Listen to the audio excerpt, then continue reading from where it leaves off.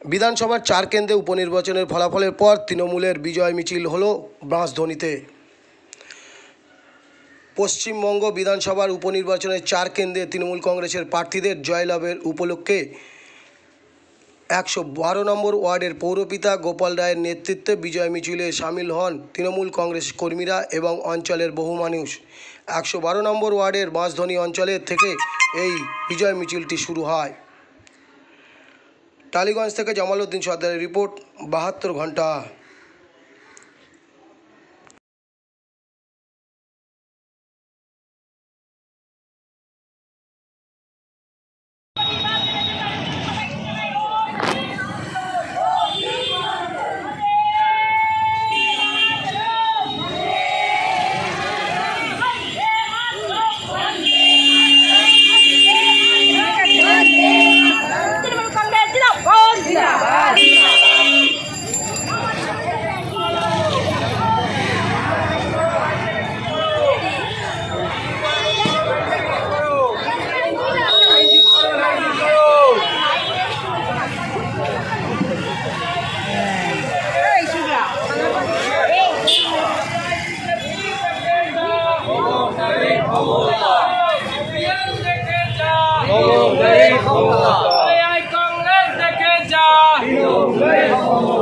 मोदी शाह देखे जा,